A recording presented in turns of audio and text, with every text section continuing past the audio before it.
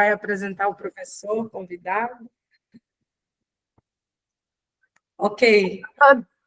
Então, gente, boa noite a todos. Doutor Eduardo, que vai conduzir essa reunião, mas eu vou apresentar aqui os apresentadores.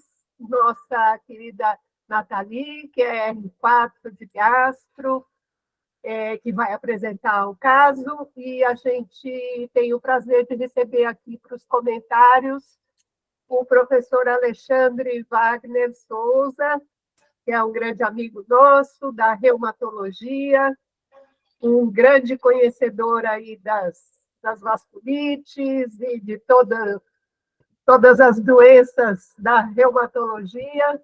Então, prazer recebê-lo. Obrigada por ter aceito o nosso convite. Vamos lá, Nathalie? Doutora Anice, ela tem que colocar. Ela vai botar. Pronto. Eu sou a Nathalie, eu sou residente da Gastro, e hoje eu vou apresentar o nosso caso clínico. O JS, 55 anos, masculino, ele trabalha como porteiro noturno, é natural de Recife, Pernambuco, mas ele mora aqui em São Paulo há cerca de 18 anos. Ele foi encaminhado pela equipe da pneumologia para a equipe da hepato, por conta de uma história de uma icterícia, astenia, calafrio, náuseas, colúria, acolia fecal, uma perda ponderal de 8 quilos em um mês, e também associada a isso havia um relato de aumento de enzimas hepáticas. Ele estava em seguimento com a pneumologia desde 2021, por conta da investigação que ele estava fazendo de uma síndrome hipereosinofílica. E aí, no decorrer desse acompanhamento, em fevereiro, ali, em março de 2022, ele iniciou com um quadro descrito acima. Pode passar. De antecedentes pessoais, ele tinha essa síndrome hipereosinofílica que estava em investigação, que ele tinha uma pneumonia eosinofílica, uma polipose nasal com sinusopatia crônica eosinofílica, que foi diagnosticado por biópsia, uma asma eosinofílica, que eles ainda estavam investigando se fechava critérios para a granulomatose eosinofílica com polangite. Além da síndrome hipereosinofílica, ele também tinha uma hiperplasia prostática benigna, tinha uma história de um ex-tabagismo, tinha fumado por 6 anos, havia cessado o hábito há 32. Em relação ao consumo de álcool, ele tinha iniciado aos 13 anos, bebia ali às sextas, nos sábados, 3 a 4 cervejas, ou às vezes destilado, 2 doses, e havia reduzido consideravelmente o consumo há 3 anos. Negava hemotransfusões prévias, tinha histórico de exposição à água de rio, negava história sexual de risco, negava contato com pássaros, mofos, jateamento de areia, amianto, e negava também exposição a fogão a lenha. Aí tá, então eu penso que eu vou passar. Pode passar, doutora. Passou? Doutora, pode passar. Eu já passei, não está ainda? Pronto, passa. Não está. Pronto, foi. De medicações que ele havia usado ou estava usando. Ele tinha feito uso de azatioprina, 50 miligramas dia, do dia 10 de fevereiro de 2022 ao dia, e foi suspensa em 8 de março de 2022. Estava usando também prednisona 40 miligramas dia, que foi iniciado em outubro de 2021. Ali no final do ano de 2021, entre o final do ano e o início do ano, ele havia feito uma superdosagem, 80 miligramas dias por 2 meses, porque ele se atrapalhou em relação à prescrição, mas tinha prescrito 40, e aí ele ficou usando ali por 2 meses, 80 miligramas, até ele corrigir para a dose de 40. Fazia uso também das bombinhas, de formoterol com budesonida, fazia uso de corticoide nasal, e também estava fazendo uso de salbutamol SOS.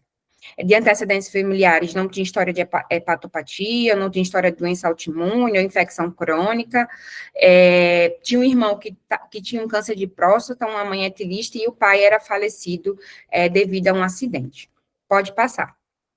Do exame físico, não tinha nada que chamasse atenção, respiratório, cardíaco normais, abdômen também normais, não tinha nenhum estigma de hepatopatia crônica, extremidades normais, neurológico também normal.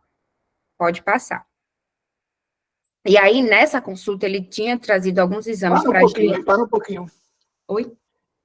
Para um pouquinho para a gente discutir só a história e exame físico.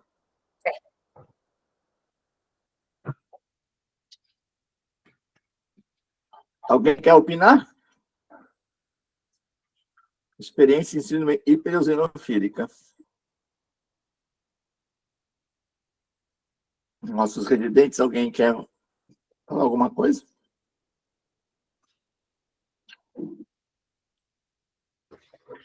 Eu falei para as meninas que eu ia chamar a Renata hoje.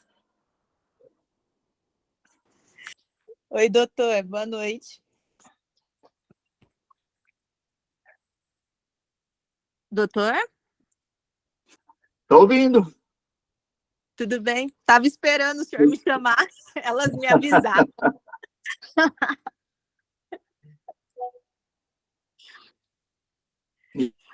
Então, é um homem de 55 anos, natural de Pernambuco, está em São Paulo há muitos anos e vem com essa história de icterícia, astenia, náuseas, colúria e acolia, e uma perda ponderal bem importante aí em um mês, para a gente poder investigar o que está acontecendo.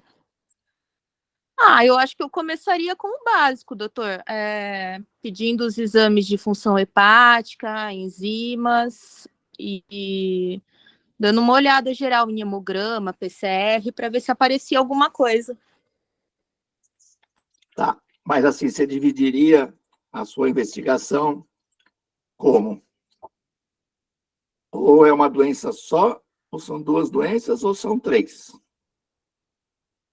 Né? Ele pode ter uma doença hipereosinofílica, que está comprometendo o pulmão, ele usa vários medicamentos. E pode afetar fígado também. A doença do pulmão pode estar envolvendo o fígado, os remédios que ele toma podem estar, eventualmente, provocando lesão, e, eventualmente, ele pode ter nenhuma das duas e ter uma doença colestática que está causando levando ele a perder peso, né? 55 anos, icterícia, colúria. Então, eu pensaria nessas três possibilidades, né? Se a gente fosse abrindo um leque.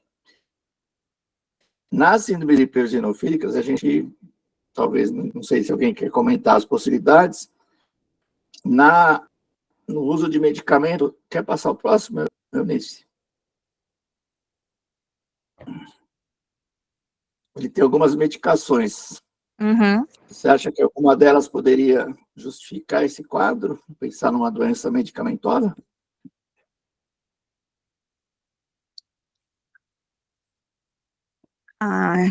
Essa azatioprina foi tirada antes dele procurar a gente, né?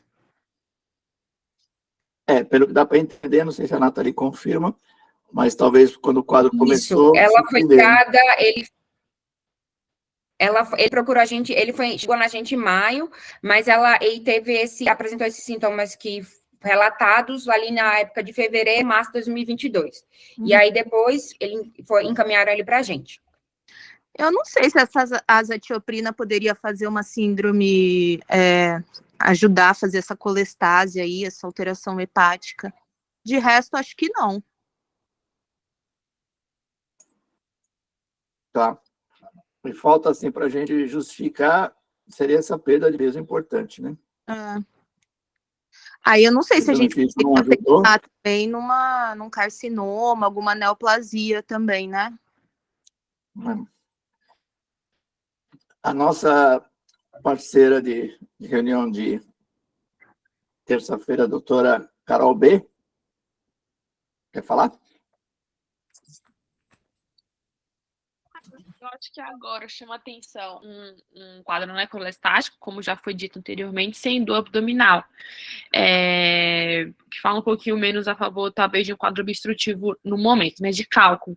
Mas como teve uma perda de peso, é um paciente de 55 anos, eu acho importante afastar neoplasias ali periampulares, já que estamos diante, né, de um quadro colestático, com a perda ponderal, um paciente aí de meia idade.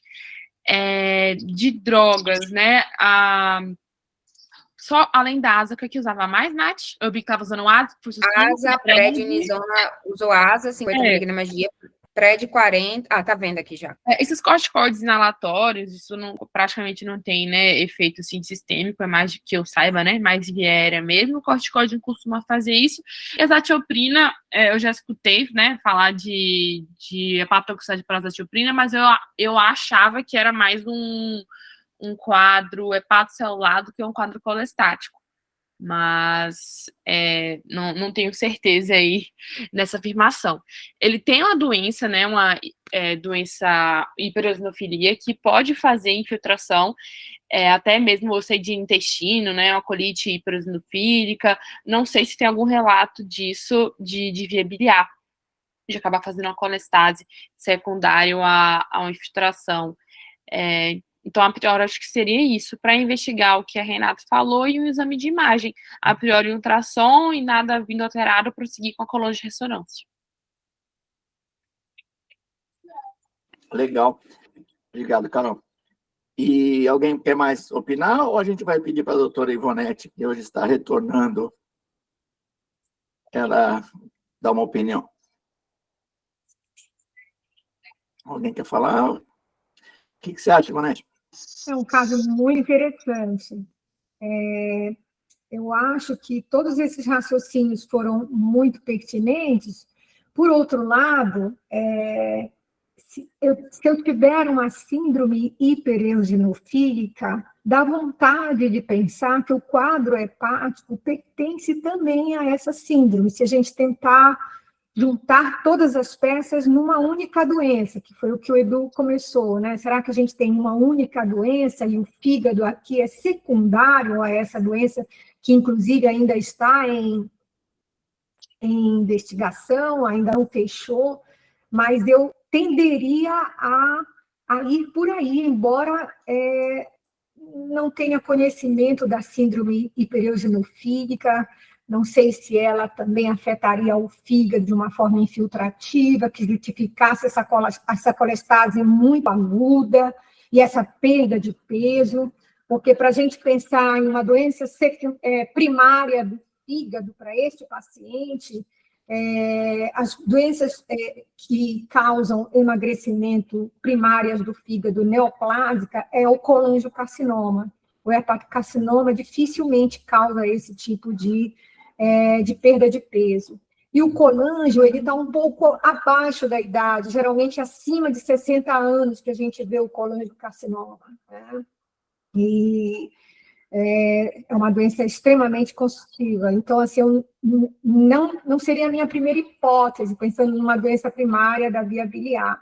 Então, eu ainda apostaria numa doença do fígado secundária à síndrome hipereosinofílica, sem pensar numa doença secundária do fígado. Quanto à droga, nós já vimos bastante colestase pela asa. Eu não me lembro de ter visto icterícia, um paciente ictérico pela asa, não lembro mesmo. A gente viu algumas vezes pacientes com colestase, mas ictérico eu não me lembro realmente de ter visto. É claro que não afasta, mas é curioso, seria muito curioso. Mas existe uma relação temporal com relação à colestase, e tanto que eles retiraram quando ele começou a ficar ictérico, é o que me deu para pensar aqui rapidamente, parece que houve essa associação aí, ou já, como a asa pode dar colestase, já retiraram a asa e encaminharam a asa para a gente. Acho que foi isso que aconteceu.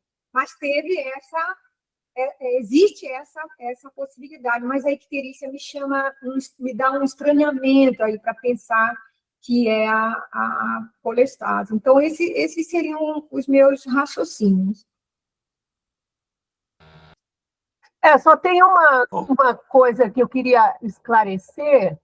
Na história, Nathalie, você menciona para a gente, entre fevereiro e março de 22, um quadro de icterícia, astenia, calafrios, colúria e acolia fecal.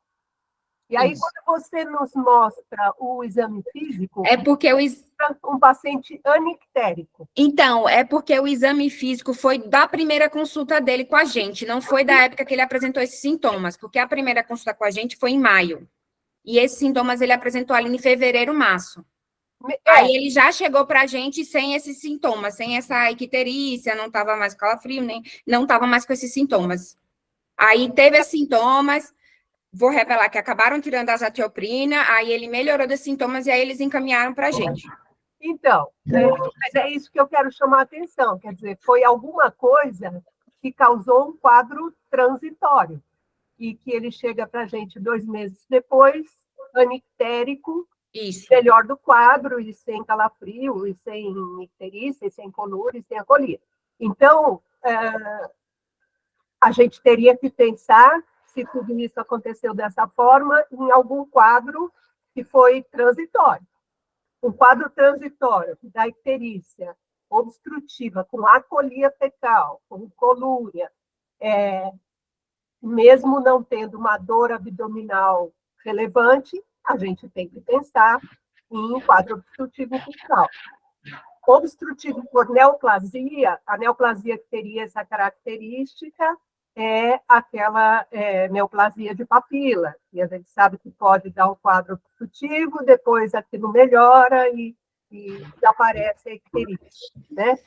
Então, isso é que me chamou um pouco a atenção. Concordo que a gente teria que aqui tentar juntar tudo num quadro só e achar que isso é decorrente da própria síndrome hipereosinofílica, mas isso aí está me chamando a atenção. Que raio que ele teve em fevereiro e março, que depois em maio já desapareceu, né? Inclusive, ele fez calafrio, né? Fez. Pela descrição do prontuário, tinha Se ele calafrio. tivesse obstruído e feito um quadro de colangite, né? Calafrio. Exato. Alguém quer mais falar? Eu acho que eu vou falar. Então, pode passar. O Gama quer... Espera aí, vamos ouvir. Oh, desculpa. Vamos ouvir o doutor Gama. Eu vi esse caso com a Nathalie no atendimento do ambulatório, né, e por ser um caso que a gente achou muito interessante, inserimos aí na sessão dessa terça-feira, e aí ele partiu do princípio que ele já tinha uma menção de relato ali do prontuário de que ele era portador de uma síndrome hipereosinofílica desde 2021, né? E aí a gente, do pressuposto que para dizer que ele tem uma síndrome hipereosinofílica, ele teria que ter mais de 1.500 eosinófilos marcados aí em exames de hemograma, pelo menos 2 consecutivos, a intervalo de 1 mês, pelo menos, de cada um, e um infiltrado tecidual em algum órgão que tivesse ali uma infiltração eosinofílica, para que esse diagnóstico pudesse ser configurado como uma síndrome hipereosinofílica. E se ele tem uma síndrome hipereosinofílica, a gente teria que pensar, isto é clonal, né? Isto é secundário, ou isto é idiopático, né? Nessas formas clonais que eles descrevem, eles colocam 2 subgrupos, ou é de linhagem mieloide, ou é de linhagem linfóide, né? Nas causas secundárias, entrariam as doenças autoimunes, entrariam as doenças parasitárias, medicamentos que podem ser hipereosinofílicos, né? E das doenças autoimunes, a gente teria que, obrigatoriamente, né, colocar aí o doutor Alexandre no meio dessa discussão, né, que seriam as vasculites que poderiam justificar eosinofilia, e aí a poliangeite, né, eosinofílica com granulomatose entraria no diagnóstico diferencial, mas também tem que se pensar nas causas secundárias, outras malignidades que não são essas doenças clonais da hematologia. Os linfomas, por exemplo, são eosinofílicos, principalmente o linfoma de Hodgkin, o linfoma de células T, então outras malignidades entrariam aí no diagnóstico diferencial das causas secundárias. E quando você exclui todas essas possibilidades, seria uma síndrome hipereosinofílica idiopática. Então, seriam esses 3 grupos iniciais que a gente colocaria esses pacientes dentro desse diagnóstico diferencial de síndromes hipereosinofílicas. A pergunta que fica, né, posteriormente, à medida que a Nathalie for colocando os exames, a gente poder, né, usar de critérios diagnósticos para pensar mais em uma ou mais em outra.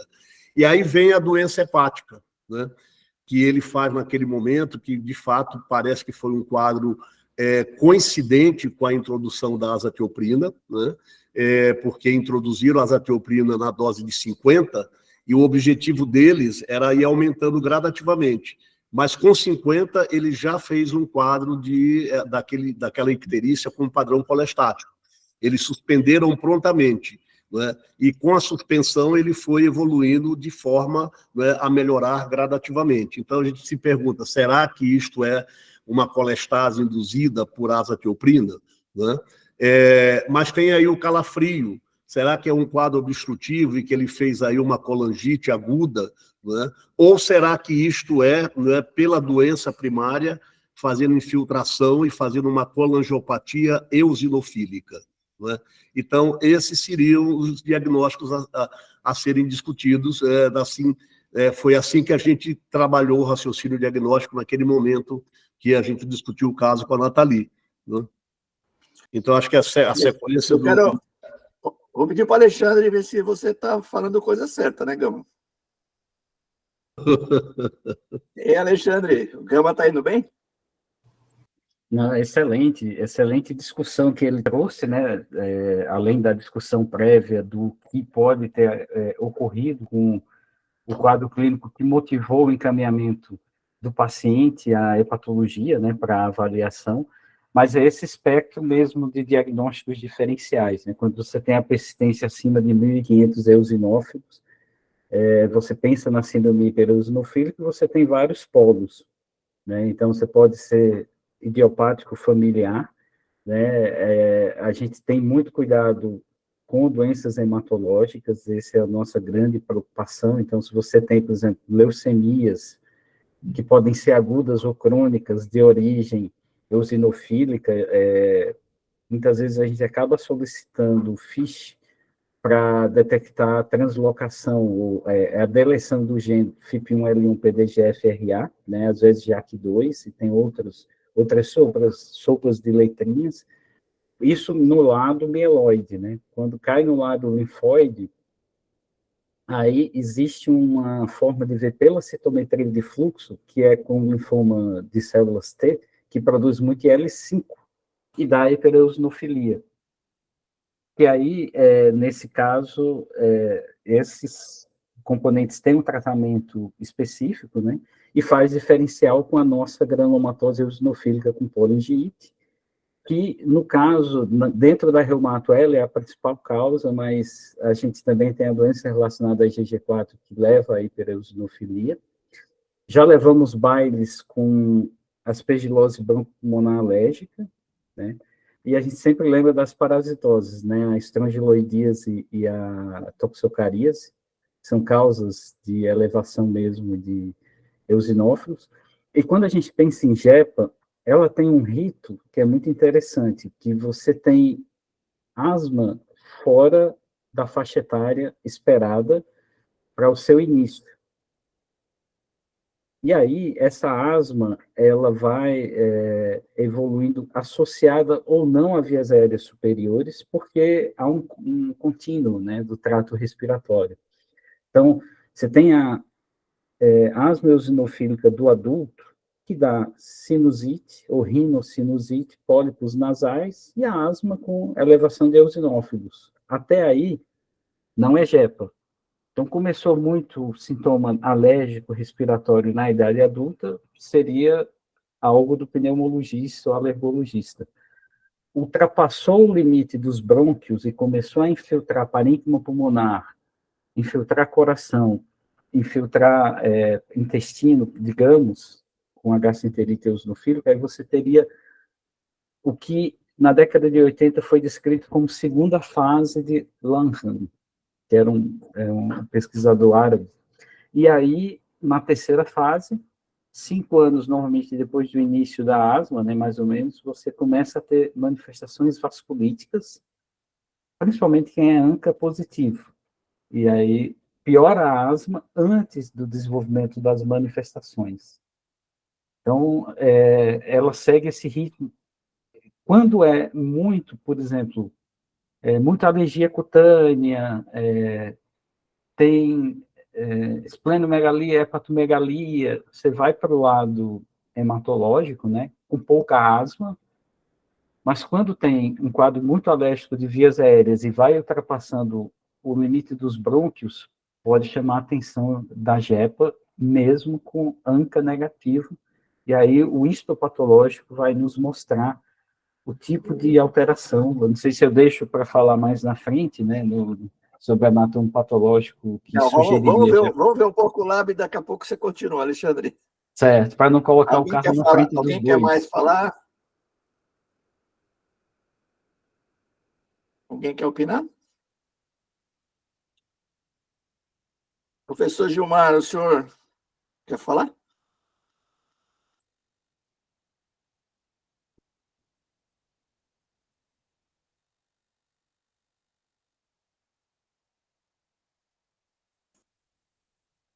Acho que vamos lá.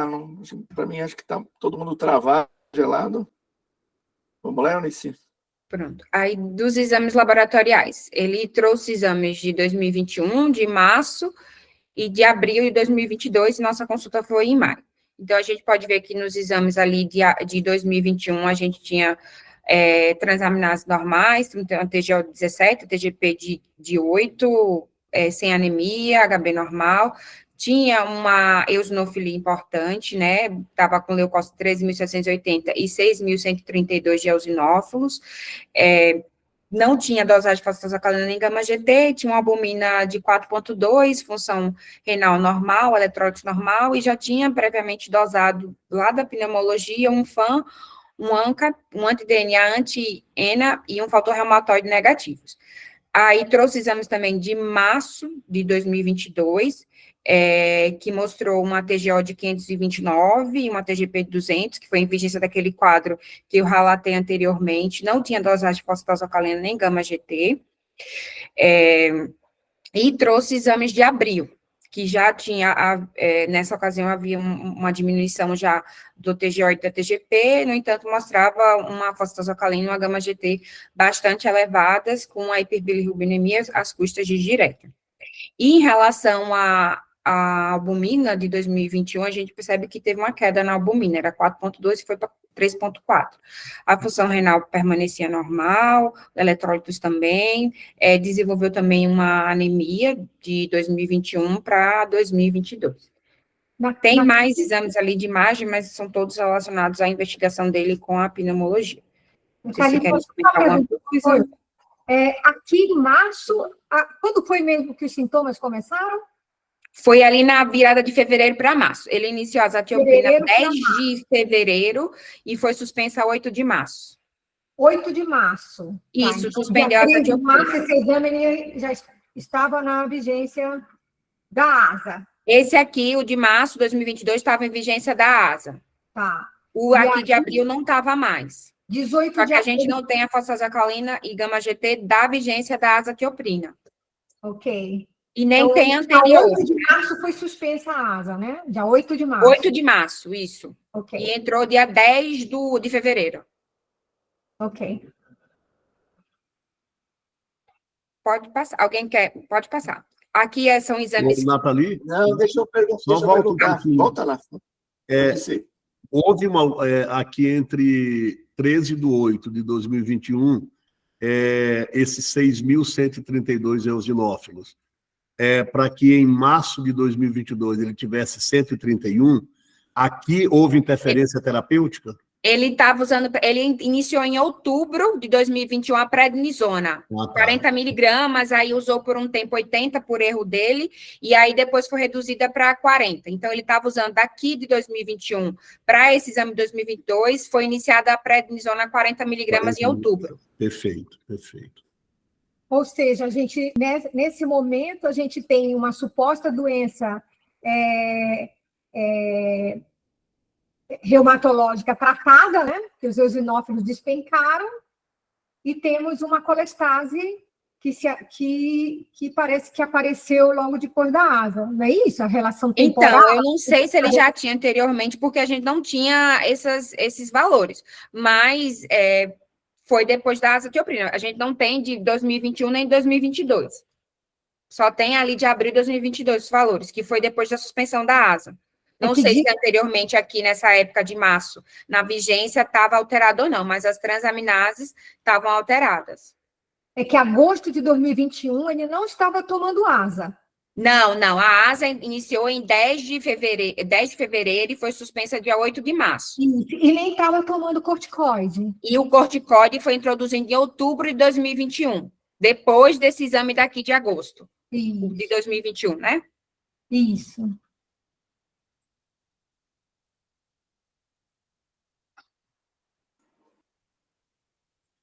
E aí, doutora Ivonete, o que você está pensando? Porque assim, para a gente pensar numa única doença em que o fígado está envolvido com a síndrome hipereosinofílica, a gente tinha que, na vigência da doença, digamos assim, atividade, as enzimas estão completamente normais. Aí entra a ASA. Entra a ASA em fevereiro. Né? 10 de fevereiro. 10 de fevereiro. Aqui em março, não tem nem um mês, e aí as enzimas hepáticas, e isso acontece às vezes no processo colestático, as transaminases, elas aumentam mais precocemente que a fosfatase e a gama-GT. Tá? E é possível que aqui a fosfatase e a gama-GT nem estivessem tão elevadas. A bilirrubina aqui está bem vagabundinha, está um pouquinho, mas houve uma alteração. E aí, depois, você retira a ASA e há uma redução das enzimas hepatocelulares. Eu não sei aqui se estava muito alta a FA, está muito alta ainda a FA e gama-GT, e tem uma icterícia marcante. A 18 de abril, ele não está mais usando. Isso, foi suspenso dia 8 de março. Isso. É possível que ele vá melhorando, né, que a gente já viu muitas colestases aí medicamentosas demoraram muito tempo para resolver. Temos casos no ambulatório que demoraram um ano e meio para o processo colestático melhorar. Então, tem uma relação temporal, fica difícil não pensar que a ASA é culpada, mas o que chama atenção é aquele calafrio, aquela perda de peso. Isso incomoda bastante. Mas, olhando aqui essa questão da droga, da relação temporal com a sua entrada e com a sua retirada, e a evolução dos exames, está esquisito. Está incomodando essa asa. Mas, quem sabe, e também porque o quadro primário, né, supostamente primário, se pensar que o fígado é secundário, olha só, olha o que aconteceu com os eosinófilos, gente. Uma resposta dramática, né? Eles são extremamente sensíveis aos glicocorticoides, exceto quando você tem alguma doença hematológica, né? Primária, mas você dá o corticoide, ele é a ponta do iceberg, né? O do sangue periférico, tem muito mais eosinófilo no tecido, mas a sensibilidade, assim, eles desaparecem muito rápido. Mas é muito eosinófilo, mesmo para a JEPA, a gente não vê tanta eosinofilia de 6.000, a gente vê 1.000, 2.000, né? Entendi. E no tecido demora mais ou menos quanto tempo essa redução? Meses? Normalmente se esvaindo aos pouquinhos, né? Só que não é só o corticoide que trata, muitas vezes você precisa de mais medicamentos para que eles desapareçam, né? Em média, a atividade, quando responde, você leva uns 3 meses para ter uma remissão, né, do quadro. Mas a JEPA pode ser tanto infiltrativa quanto vasculítica, ela tem polos. Ela não teria só um fenótipo. Né? Oi, Alexandre. Como melhorou isso que a Ivonete mostrou aí, essa despencada, e aparece problema no fígado, a gente pode ficar pensando, excluir que a síndrome hipereosinofílica esteja envolvida nessa colestase? Do ponto de vista temporal, é mais provável que tenha sido toxicidade a medicamento, né? E é interessante que, junto com as alterações hepáticas, ele desenvolveu anemia. Eu fico até curioso para ver se ele tinha uma macrocitose nessa situação, porque a gente tem problemas com a TPM-T. Quem usa muita asa, essa enzima é o pesadelo dos prescritores universais de azatioprina.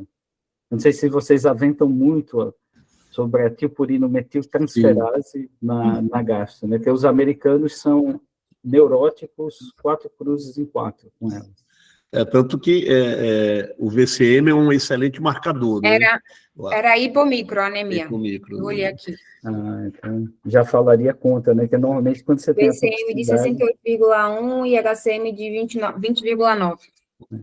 Mas, assim, a TPNT, ela seria a sua deficiência, que seja em heterozigose, né? Que você tem 2 alelos, troca de base nitrogenada, que estão associados a baixa atividade enzimática, você deu asa, quem é homozigoto, assim, ela é autossômica recessiva, né? Então, graças a Deus, você precisa de 2 cópias, é só 1% da população.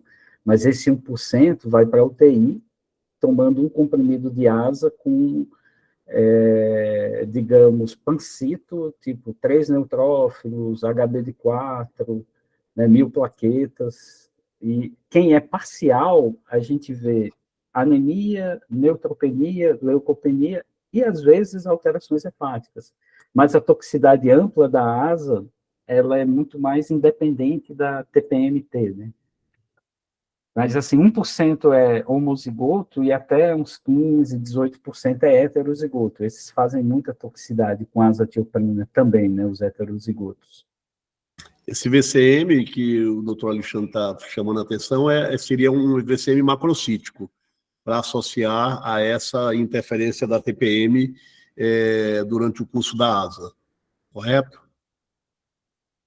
Macrocítico, e a gente tem um outro trauma, é quando alguém na UBS passa halopurinol para quem está tomando asa. Aí a tragédia, né, é o inferno na torre, é igual um filme dos anos 80 que passava em telecine. Os novos não vão saber qual é. Então dá uma toxicidade lascada por interação medicamentosa, né? Mas normalmente a gente vê VCM aumentado com toxicidade por asa. O halopurinol até poderia ser um recurso terapêutico se você viesse a encontrar, né, alteração da TPM no sentido da eficácia da azatioprina. Você poderia ter um ciclo em que o halopurinol trouxesse algum benefício terapêutico quando somado à azatioprina. Você tem que reduzir a dose da asa para pelo menos 25% daquilo que ele vinha usando, né? Ela tem que ser reduzida. Atualmente, a gente acaba até reduzindo 75% da dose da asa. Perfeito. Agora, a asa, ela tem toxicidades distintas, né?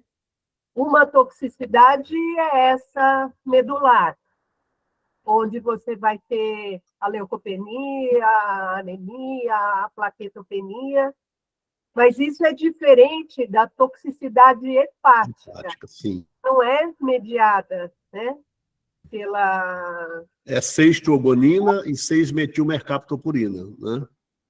A 6-tiogonina é mielotóxica e a 6-metilmercaptopurina é hepatotóxica.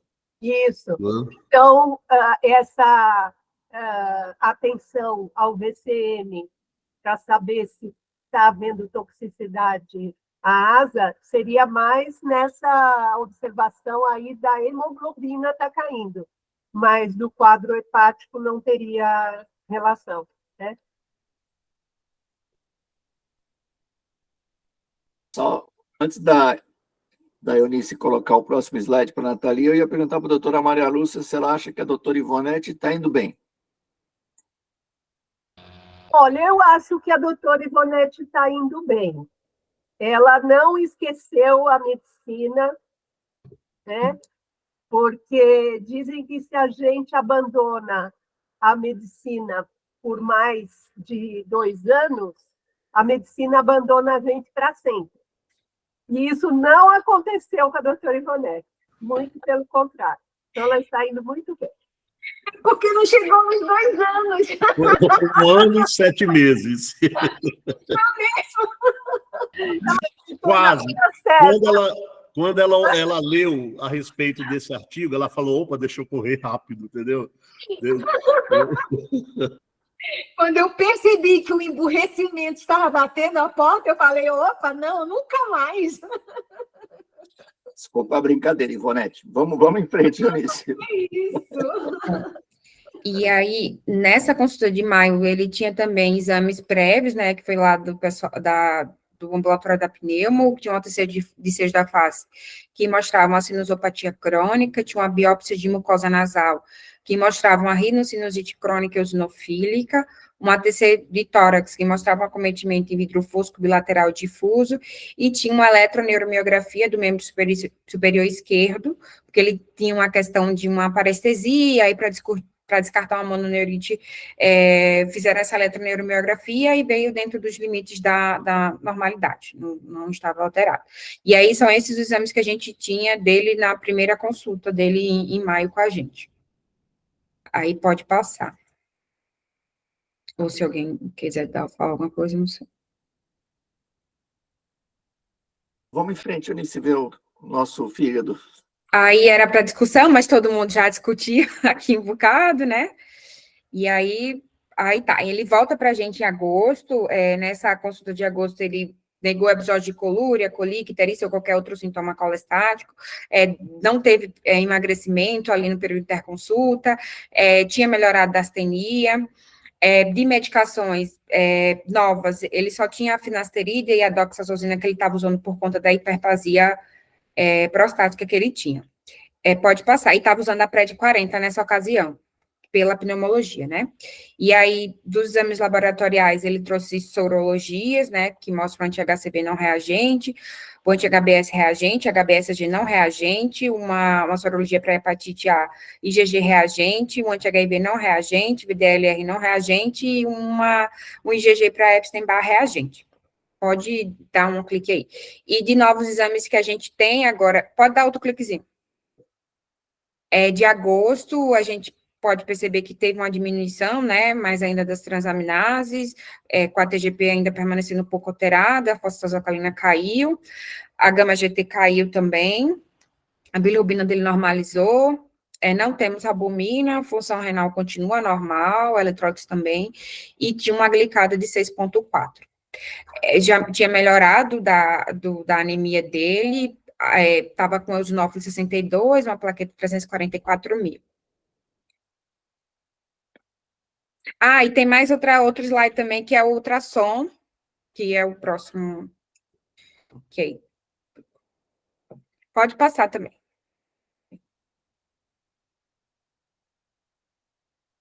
E aí foi esse ultrassom, que é um ultrassom que mostrou um fígado normal, sem características de cronicidade, não tinha dilatação de vias biliares intra nem extrahepáticas, a vesícula biliar estava normal distendida, sem imagens sugestivas de cálculo no seu interior, não tinha sinais de circulação colateral nesse ultrassom, era um ultrassom normal.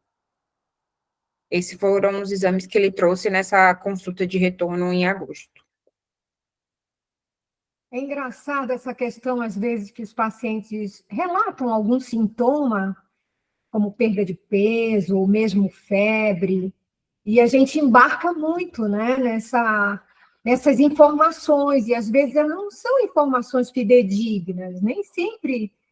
Ainda mais se o paciente não verifica a sua temperatura, se ninguém verificou, né?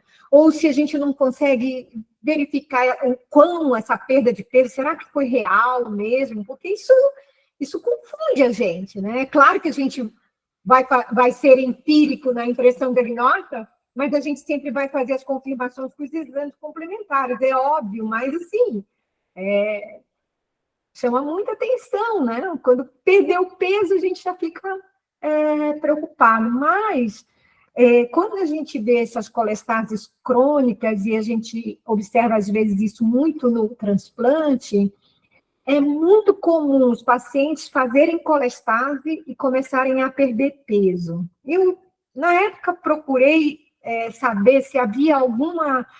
do ponto de vista fisiológico, alguma explicação para isso, né? Será que o paciente fica enjoado, não come e perde peso? Qual seria essa relação da colestase com a perda de peso, né? E, assim, eu nunca descobri, não sei se os chefes aí, se que alguém sabe aí explicaria essa colestase associada à perda de peso, uma colestase benigna, né? Como essa aí, porque a culpa aí foi a asa, né? Agora é indiscutível isso. Não, o Alexandre só veio para nos ensinar as doenças eosinofílicas. Não é isso, Alexandre? Porque a culpa aqui foi da asa, né? O único caminho da colestase com eventual emagrecimento é através do quadro desabsortivo, né?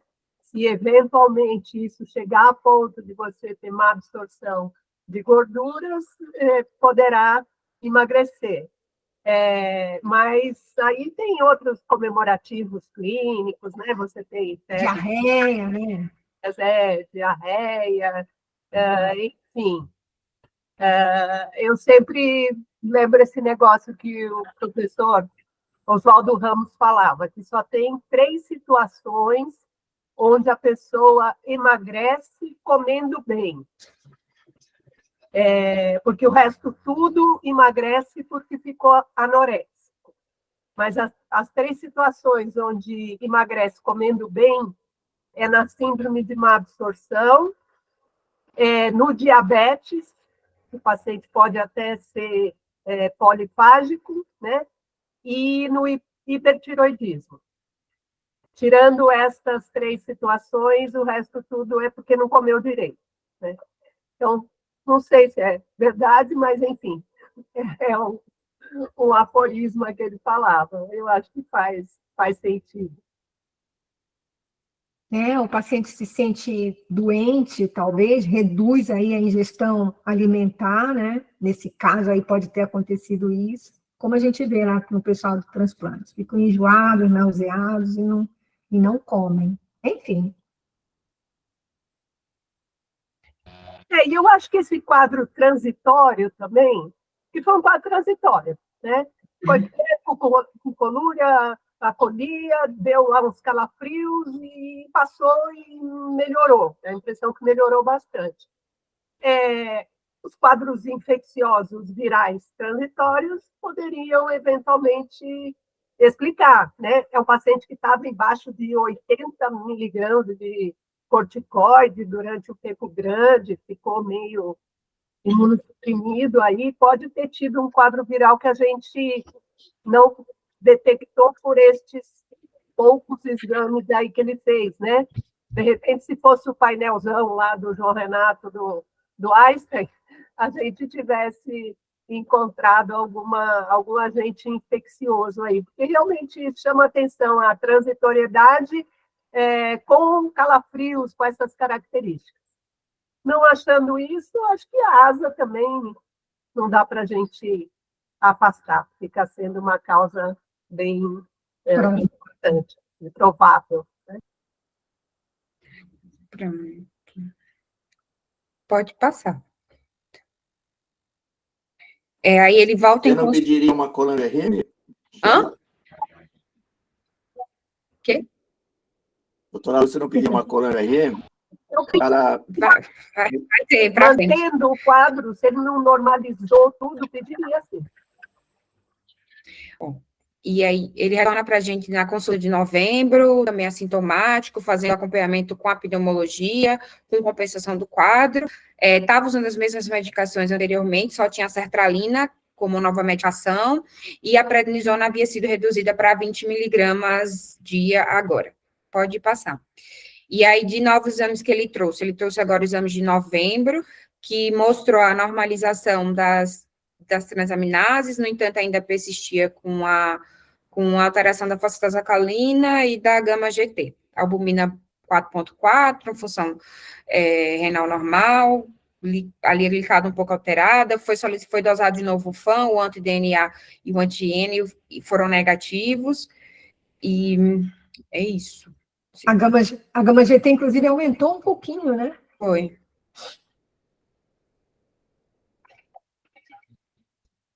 Aí pode passar. Alexandre, os clínicos estão indo bem, Pode Alexandre? passar de novo. Sim. Trouxe também o IgG e o IgM, antimusculo liso, anti-KLM1 e o AMA, os autoanticorpos não reagentes, e o IgG e o IgM normal. Uma saturação de transferrina também normal, que tem 1%, ferritina 220 e ferro 92. Pode... E aí... Então, ele persistiu aí com um pouco da alteração das canaliculares, né? Aí pode passar.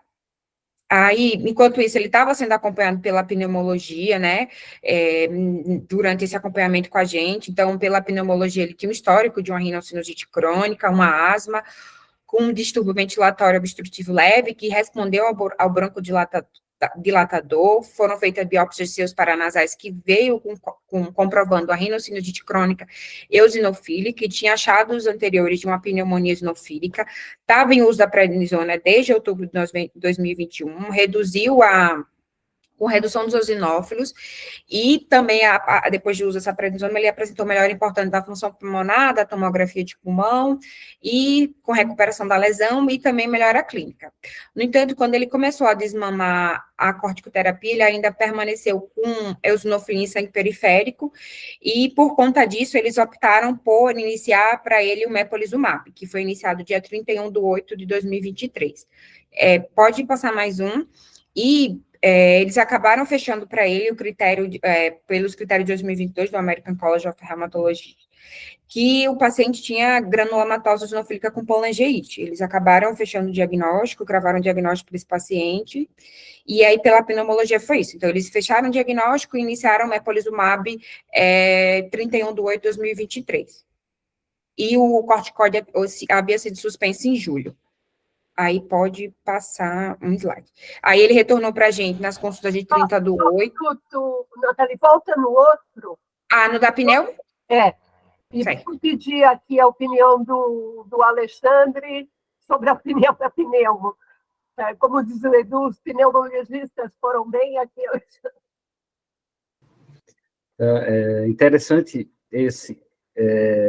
essa temática relacionada aos critérios, e traz-se uma discussão muito relevante à tona, né?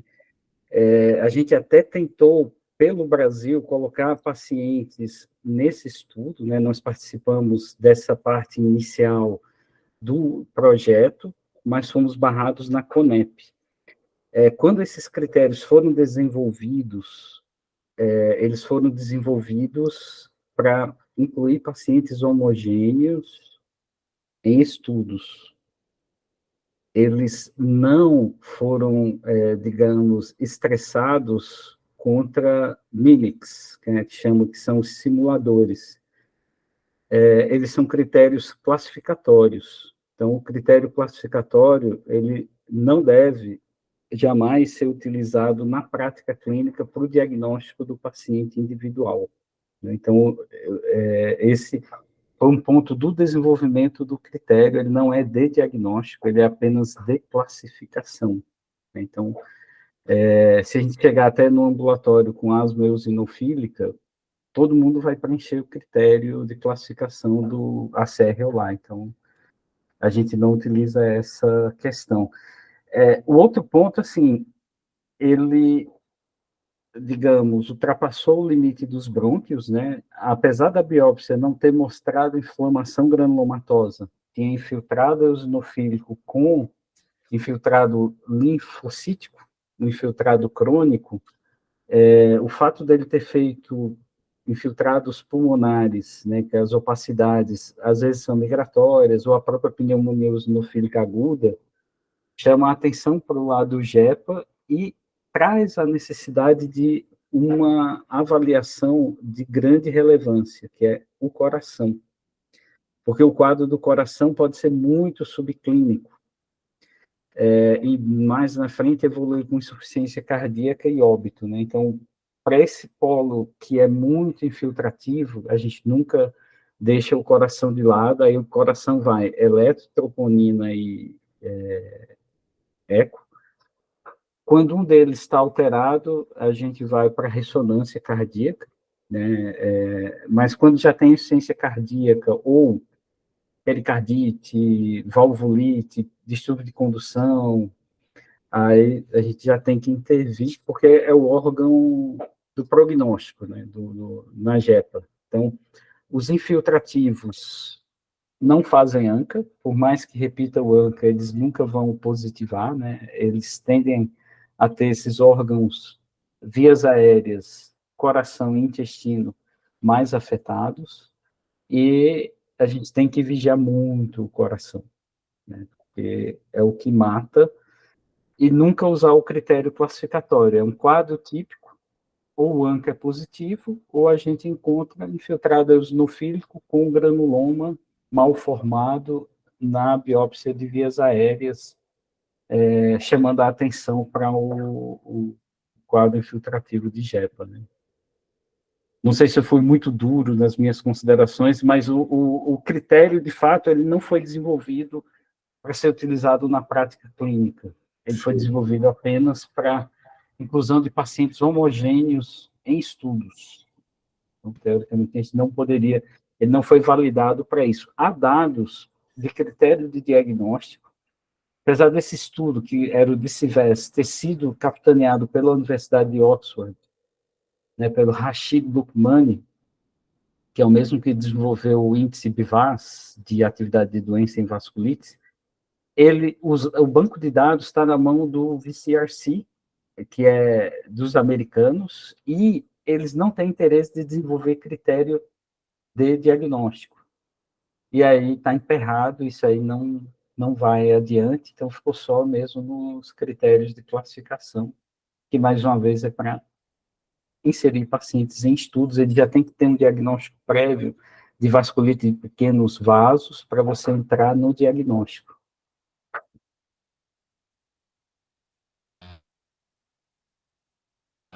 E essa droga aí, Alexandre, vocês têm experiência com ela, com esse imunobiológico? O mepolizumab, ele tem tudo a ver com o mecanismo de atividade da JEPA. A JEPA tem um perfil muito TH2, o perfil TH2, né, do linfócito T, que expressa o GATA3 como fator de transcrição, produz muito IL-5. A IL-5 praticamente torna o eosinófilo um super-herói da Marvel, né? Ele é indestrutível e hiperativado. Ele é resistente à apoptose, e o eosinófilo estressado é muito perigoso, porque ele produz ROS, e ele tem muitas enzimas nos seus grânulos, né? Claro, diferente do neutrófilo, o neutrófilo ele tem as suas NETs, que são as redes, as teias do Homem-Aranha, né, que causam trombose, que causam muito dano tecidual, mas o eosinófilo é um grande produtor de espécies reativas de oxigênio, degranula e danifica muito o tecido. Então, o anti-L5 é uma saída, né? Então, o mepolizumab, na dose de asma, é 100 miligramas subcutâneo uma vez ao mês. Para JEPA, ele foi estudado como uma terapia adjuvante para manutenção em quem não tem manifestação grave, 300 miligramas uma vez ao mês. Detalhe, cada ampola custa R$12.000, certo? Então, ou alguém paga, né? O governo só libera a dose de asma, J45, CID, né? Para JEPA, a GSK, até com apoio da Sociedade Brasileira, vai dar entrada para montar o PCDP de JEPA, porque não existe o PCDP, para poder ter essa dose mais elevada. Apesar de um estudo observacional europeu ter comparado 300 com 100, 300 miligramas é o que foi avaliado no ensaio clínico, né, que é o MIRA Study, publicado no New England. Um outro estudo, o Mandara Study, ele comparou benralizumab, que é um anticorpo contra o receptor da IL-5, na JEPA, e eles foram também muito semelhantes. É um estudo de não inferioridade. Então, a gente tem essas duas terapias. Se não há manifestação com risco à vida ou à função de órgãos, né, que é esse o divisor das águas na decisão terapêutica da JEPA. Se houver, aí vai a velha ciclofosfamida ou rituximab, para depois pensar em mepolizumab. Como a jepa deixa o paciente muito mal resolvido de corticoide, ele reativa muito a asma, fica com dose crônica alta, a saída da pneumo foi perfeita, porque, assim, ele vai acumular muita toxicidade com esse corticoide. Então, ao invés de entrar com imunossupressor, eles foram perfeitos em entrar com mepolizumab, que aí ele vai conseguir desmamar esse corticoide mais facilmente. Perfeito. Aí ele voltou em consulta com a gente. Teve um período aí de 2022 para 2023, e aí ele voltou. Havia sido suspensa a prednisona em julho de 2023, e nessa ocasião já tinham solicitado uma colangiorressonância prévia para ele na consulta anterior, de 2022, mas ele ficou esse tempo sem vir de 2022 para agosto, e ainda não havia realizado a colangiorressonância. Aí ele voltou agora para a gente, 8 de maio de 2024, e aí ele havia realizado já a colangiorressonância, agora em abril, no entanto, ainda não tinha laudo no sistema. Pode passar mais uma vez. Aí pode passar dando cliquezinhos, pode dar mais clique, alguns, de novo.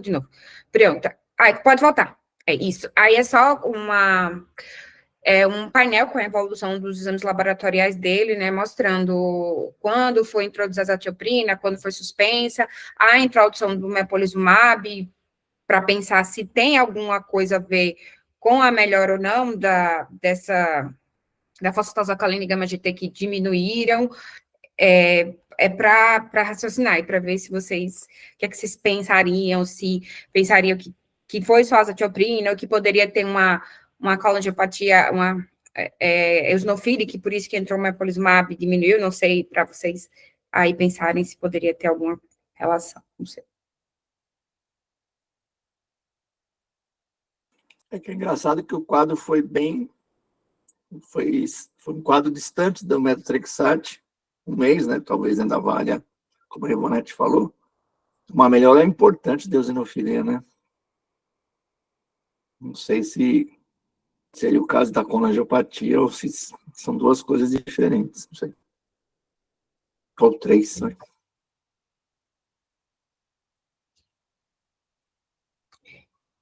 Concorda, doutor Gama?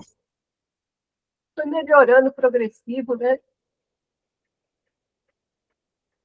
A gente olha aqui, né, aqui em 10/11/2022, ele ainda tinha 635 de gama-GT, que foi o pico maior depois desses 1.839, mas já vinha com uma queda da fosfatase também, mas, coincidentemente, a hora que ele introduz o mepolizumab, a gente vai observando gradativamente queda, né, maior, né?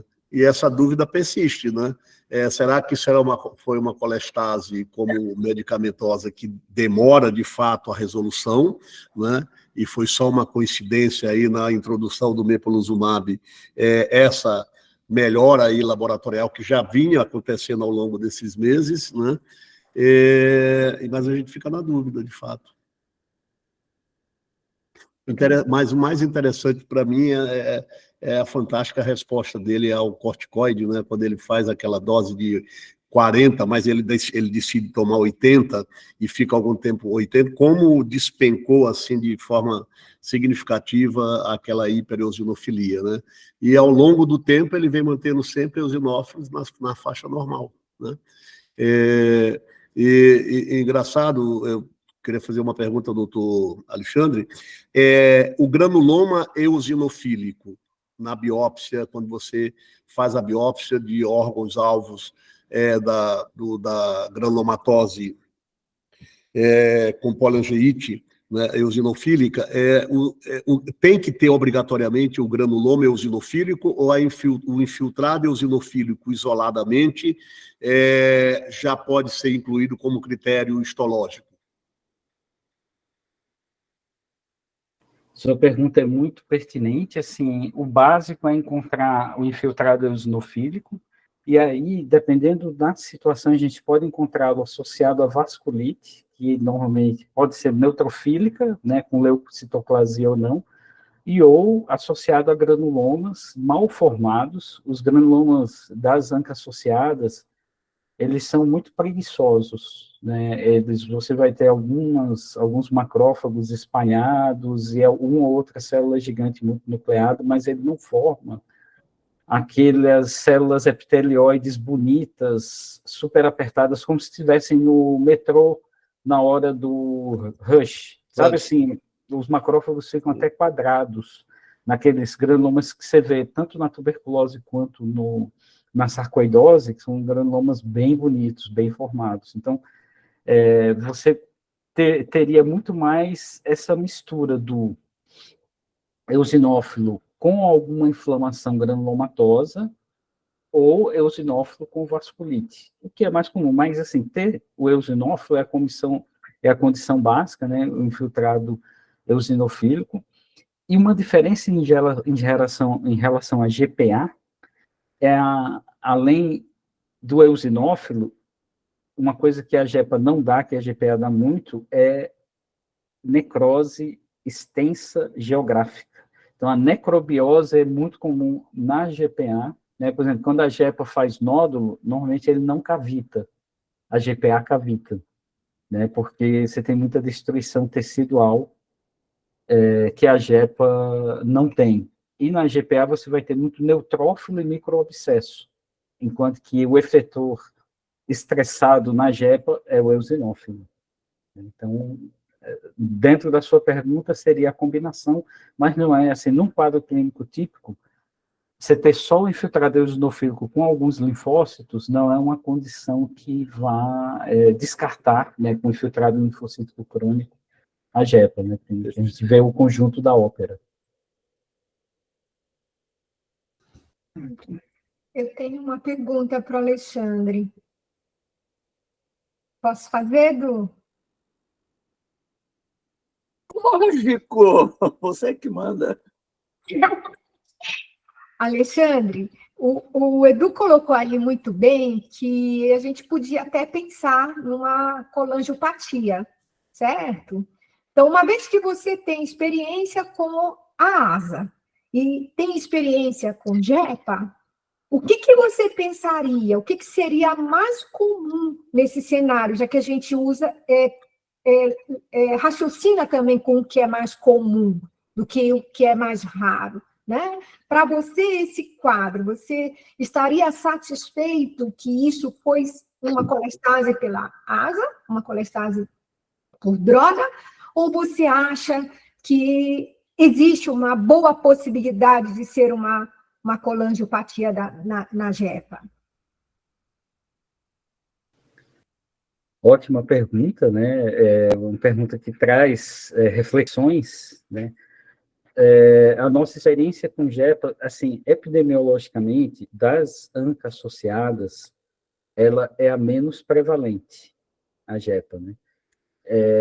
A nossa experiência, que a gente fez, o último levantamento, a gente só tinha 15 casos, né? A gente tem 120 pacientes com polingite microscópica e com granulomatose com polingite.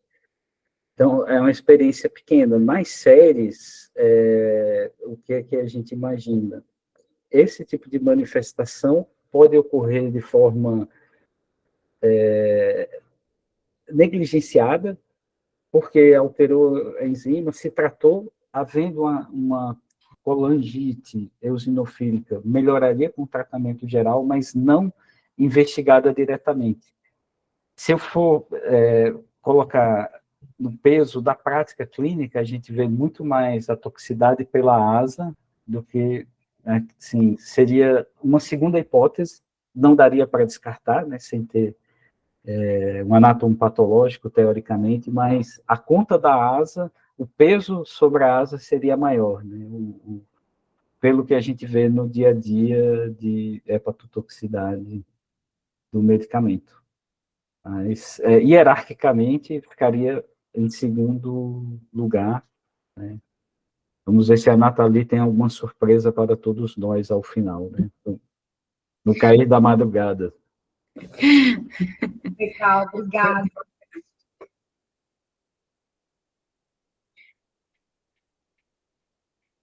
Pode passar.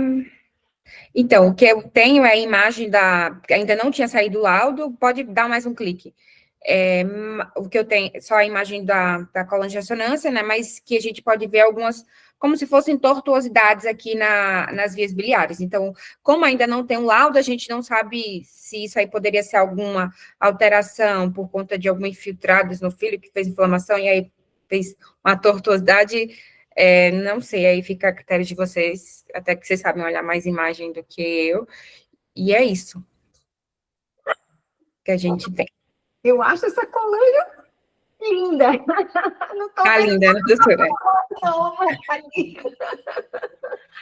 Até porque é só essa imagem, fica difícil, né? Porque eu tentei trazer outras, mas era só o... É só essa. Eu não só... consegui aquela que roda. Isso, em 3D. Então, Para assim, ver. a tridimensional. Porque, assim, para mim, eu estou vendo uma via biliar linda, maravilhosa, assim. Então, eu não consigo ver essa tortuosidade. É claro, eu não sou radiologista, né? Mas e faltam outros, mas eu não sei. Eu acho que esse laudo vai sair ok. Tomara, né? E assim, a gente, aproveitando, já que você levantou a lebre de que poderia estar alterada, Alexandre, a gente tem uma tradução radiológica da colangiopatia na JEPA?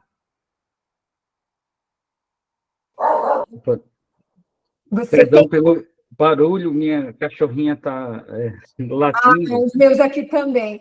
Não, minha pergunta é, na vigência da colangiopatia, da JEPA, a gente tem uma tradução radiológica, a via biliar fica doente a ponto de a gente identificar que ela não está, que ela é irregular, como uma colangite esclerosante, por exemplo? Na imagem, a gente tem essa tradução? Eu não conheço. Tá. De experiência clínica, não. Assim, pode até haver, mas como é uma manifestação não comum, a JEPA não teria esse dado para passar. Cadê, meu Deus? Peraí. Peraí. Pronto. E aí, esse aqui foi um relato de caso só, que eram 2 relatos com doenças hepatobiliares eosinofílicas. Um foi uma colestite aguda, o paciente evoluiu com a colestite aguda, quando fez a videolaparoscopia, tirou a vesícula, estava lá no hematom patológico, que era uma colestite por depósito de eosinófilos, e o outro era uma hepatite, o paciente fez uma hepatite aguda, e quando fez a biópsia hepática, estava ali com infiltrado de eosinófilos. Então, basicamente, esses 2 casos. E tem outro, pode passar aí, que foi até publicado ali pelo Giuseppe, daqui da escola, pode dar mais um clique, que é para lembrar de como a colangite eosinofílica como um diagnóstico, né? Está entrando ali como numa classificação das colangiopatias. Basicamente foi esses 2, era isso. Terminou. Para lembrar também disso, né? Que pode existir isso aí. Esse da colecistite aguda é bem interessante, né? Tapou do primeiro, que foi uma colecistite aguda, quando retirou o AP, fez o AP da peça cirúrgica, aí estava lá, fez uma colestite por conta do depósito de eosinófilos. Muito interessante. Caso belíssimo. Belíssimo. Vamos ficar sem ter certeza, né? Mas, porque tirou a asa e tratou a JEPA, então foram feitas as 2 coisas, pode ser tanto uma coisa como a outra, mas bem legal. A não ser que o quadro volte, né? Que recorra. Né? Que recorra sem asa. Sem a asa, né? E sem o imunobiológico, digamos, haja uma recorrência da doença e tenha de novo o quadro colestático, aí vai ser o 3º caso.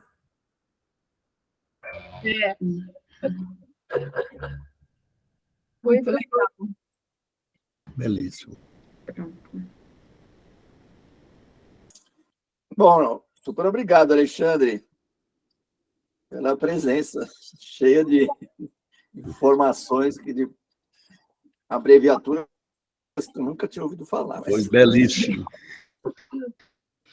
Gente que sabe, né, Alexandre? Muito bom. Não.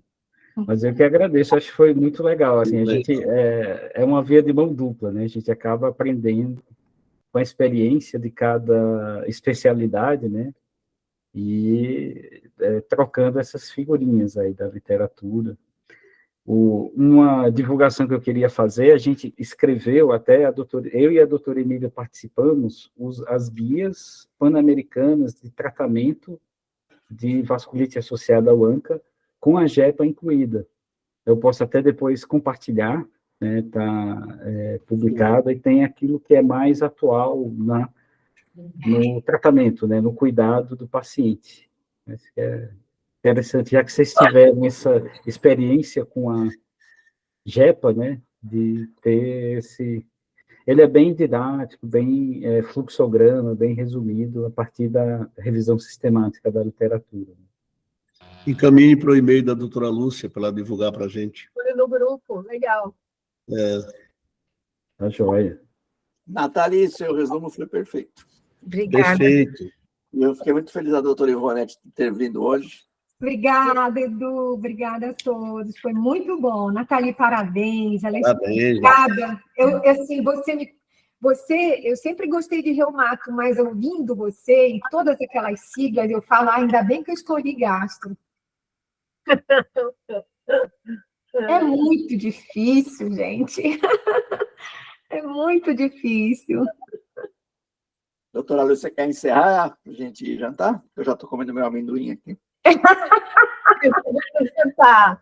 Nathalie, nota 10. Eu Obrigada. sei que você plantão, estava atrapalhada aí para preparar, ficou ótimo. Alexandre, super obrigada. Você nos ensinou muito. Agradecemos aí ao pessoal do Rio Grande do Norte que nos prestigiou hoje, mas pode vir toda semana, tá, Gilmar? Professora, desculpe aqui, eu peço desculpas ao professor Eduardo, que os meus dedos me atrapalharam aqui. Na hora que eu ia tentar falar, saía fora, né? Então, dizer assim, da alegria enorme de participar dessa reunião, inclusive com o novo professor aí, falou com a simplicidade, com a autoridade enorme, né? E também a apresentação da Nathalie de forma muito elegante. Foi uma noite maravilhosa, esse reencontro. Um abraço aí a todos, viu? Abraço, Gilmar. Abraço, Gilmar. Beijo grande. Boa noite, pessoal. Boa noite, gente. Beijo grande.